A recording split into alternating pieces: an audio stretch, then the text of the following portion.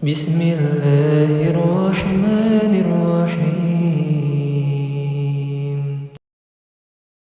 Di antara keutamaan orang yang senantiasa untuk mengamalkan, di samping juga membaca, bisa jadi kalau dihafalkan itu lebih utama.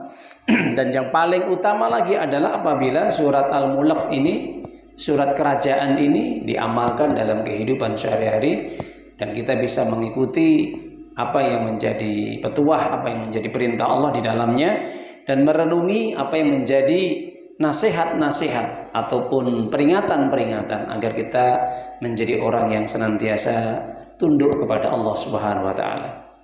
Para jamaah Bapak Ibu dimuliakan oleh Allah Subhanahu wa taala, Nabi kita yang mulia Muhammad sallallahu alaihi wasallam menjelaskan dalam hadis Imam Tirmizi, "Inna suratan fil Qur'ani 30 ayatan." Bahwa di dalam Al-Qur'an itu ada 30 ayat yang dimana apabila ayat itu dibaca, apabila ayat itu dipahami, apabila ayat itu diamalkan, maka syafaat li sahibiha, maka akan bisa memberikan syafaat, pertolongan, hatta ghufiralahu, sampai orang tersebut diampuni dosa-dosanya oleh Allah Subhanahu wa taala. Ya, ini fadilah di dalam surat Al-Mulk, ya, keutamaan di dalam surat Al-Mulk. Siapapun orang yang mengamalkan isi kandungan Al-Qur'an di samping membaca dan menghafalkannya, maka diampuni dosa-dosanya. Begitu juga keutamaan yang lain adalah ini merupakan munjiat, ya, yaitu penyelamat dari apa? Al-azab al-qabr. Jadi azab kubur atau al-azab fil qabr, azab di dalam kubur. Li sahibiha.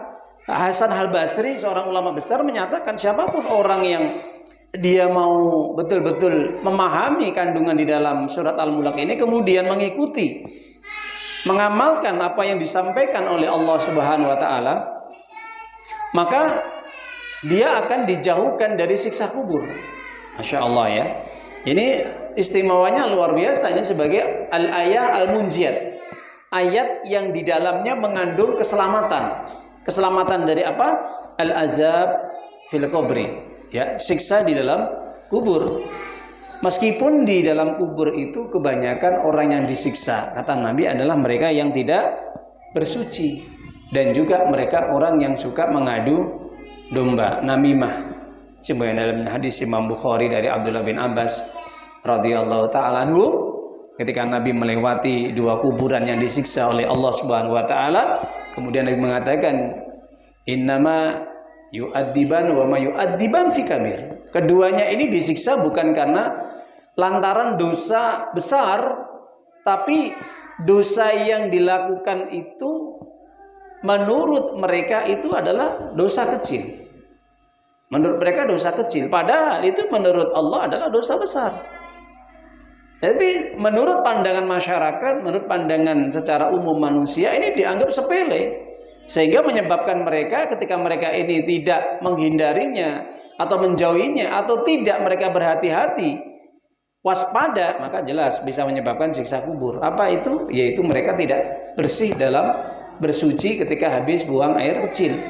Itu kata Nabi sallallahu alaihi wasallam, kana ahduhuma la yastatir minal baul. Di antaranya adalah mereka tidak bersih dalam bersuci. Wa ammal akhar kana yamshi bin namimah. Adapun yang satunya adalah mereka yang semasa hidupnya suka mengadu domba. Nah, itu sudah kita jelaskan kemarin tentang bagaimana di alam kubur atau di alam barzakh ini kebanyakan mereka disiksa, kebanyakan mereka adalah orang yang tidak bersih ketika habis buang air kecil, dan juga mereka semasa hidupnya suka menimbulkan fitnah atau suka menimbulkan perpecahan di tengah-tengah masyarakat, di tengah kaum muslimin terutama, dengan menyebarkan berita hoax, berita yang tidak benar, suka mengadu domba dan menebarkan fitnah di tengah-tengah masyarakat, sehingga terjadilah perpecahan, terjadilah saling bermusuhan di antara kaum muslimin. Ayyuhalladzina amanu ittaqullaha haqqa tuqatih wa la tamutunna